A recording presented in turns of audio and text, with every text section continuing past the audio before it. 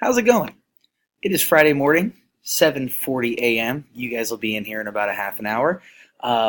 We are going to do some information next week on the industrial age. And one of the big conversations we're going to have are determining whether some of these huge pioneers of business are what we call captains of industry or robber barons. Some of these people were the richest people in the history of the world, and they did not become the richest people in the history of the world on accident. They used different kinds of designs, strategies to figure out how to become the most powerful people in the world, often at the expense of others. And there are two great examples in Andrew Carnegie and John D. Rockefeller in describing these ways in terms of how they became the richest people in the world, largely by figuring out how to eliminate the very competition that they had. So you have a handout in front of you, hopefully, that looks like this: Horizontal and Vertical Consolidation.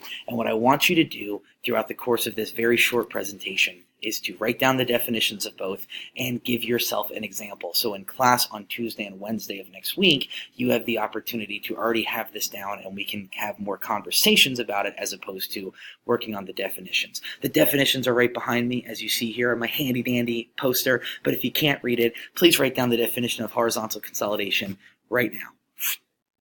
I'm back.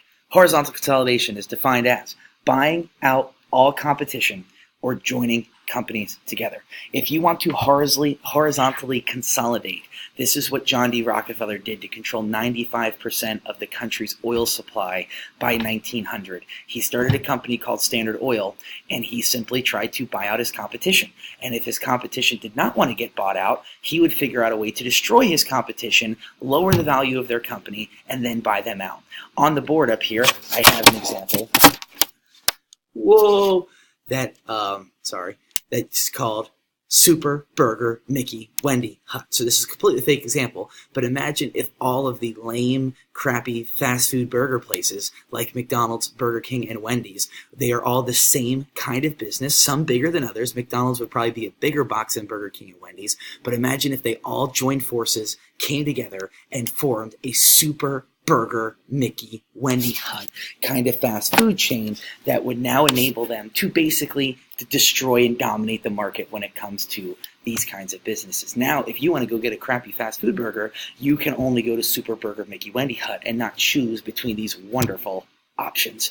Now, that's good for Super Burger Mickey Wendy Hut. All of the profit, all of the money, all the revenue is going to be coming into them. They've eliminated their competition.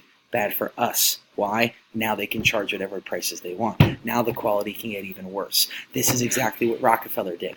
Rockefeller had huge parts of the oil market, and then he would figure out how to control more. He would buy out a business. If that business didn't want to get bought out, he would lower his prices in that area until that company could no longer be solvent. Then that company was falling apart. Then he would buy out the business for much less than what he originally offered. This is what he would do to take over the entire industry. All horizontal consolidation is buying out your competition. In effect, you're trying at the end to create a monopoly.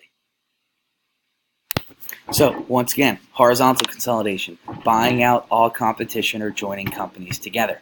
Vertical consolidation, a little bit different, a little bit more complicated, but at the end of the day, it was about beating out your competition. This was Andrew Carnegie's thing.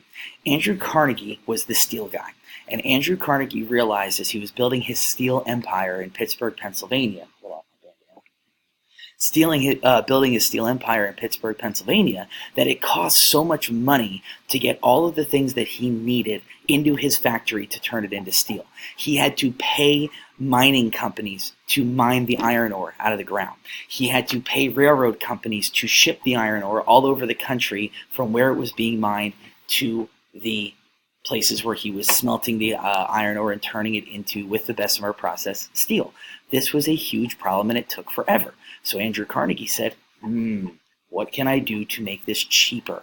What did he do? He created a system where he no longer needed to pay profits to the mining company or profits to the railroad company. He bought out not his competition, but he bought out what he needed to make his product so he no longer had to pay a middleman.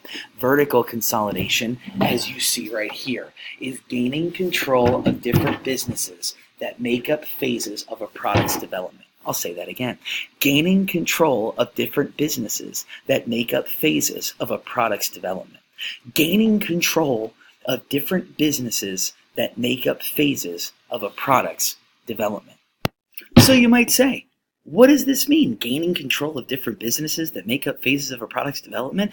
Well, if you've ever gone to the grocery store with your parents and you've gone to the cereal aisle, you're going to see a number of things. You're going to see Frosted Flakes, you're going to see Fruity Pebbles, you're going to see Cheerios, and you're also going to see next to all of those wonderful, what we call name brands, generic brands. If you're in Wegmans, you're going to see the Wegmans brand. Maybe not Frosted Flakes, maybe they'll call it Frosted, I don't know, wheat things. On Giant, you're going to see the Giant brand things. At Walmart, they call it some kind of essential McBobber, McStuber. I don't know what they call it anymore. But what the point of that is that, as you guys know, usually they're charging one a lower price than the other. The name brand thing is more expensive. Why? Well, because Wegmans, if they want to put Frosted Flakes on their shelves, they have to go to General Mills, that I believe owns Frosted Flakes, and say, hey, we want to put your product on our shelves. Here's money, and now we have to put a profit on that, so we're going to charge more to the consumer, to us,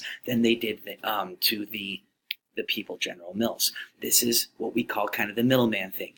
The idea that you have to pay these middlemen along the way. Just like Carnegie had to pay the mining company a profit to mine the iron ore. He had to pay the railroad company a profit to move that product from where the mine was to the steel industry in Pittsburgh. This was the problem with the middleman idea. So what did Carnegie try to do? What does Wegmans do? They cut out the middleman.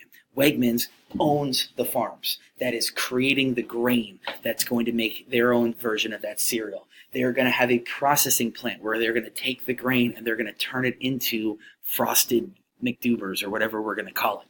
Then they're going to take it to a storage facility where it's going to be stored until they can ultimately take it to Wegmans to sell it to us at a lower price than the name brand product. And here's the last thing here.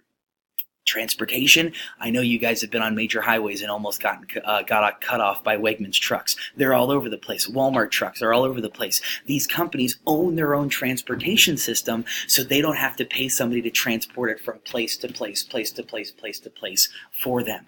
This is what we call vertical consolidation.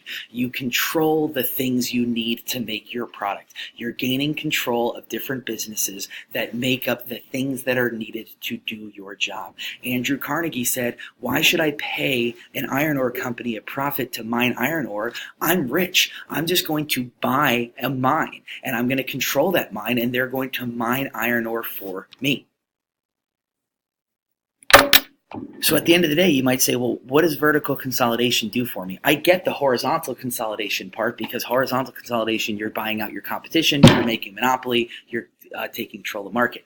Well, think about what vertical consolidation does. If you successfully vertically consolidate the steel industry, if you're Andrew Carnegie, you can now have a lower priced steel, because you're not paying middlemen anymore a profit to do your job. You're just paying them at cost. So you're having a lower priced steel, and here's the best part, at a better quality, because now you can oversee the process the entire time of this whole middleman idea. You can't control middlemen if you're paying them profits, because they own their own individual companies. Now that you vertically consolidated, they all work for you.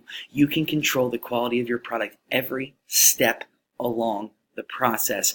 And at the end of the day, you're putting out a better quality steel at a lower price. That's how Andrew Carnegie came to control 1/3 of every piece of steel in the United States by 1900. 1 out of every 3 pieces of steel being produced were Carnegie steel, and he was the second richest man in the history of the world, next to John D. Rockefeller. These two guys took the wealth that they had and they figured out a way to make more wealth and to eliminate their competition at the expense of many others, including the consumer, to benefit themselves. Thank you for paying attention to this wonderful video.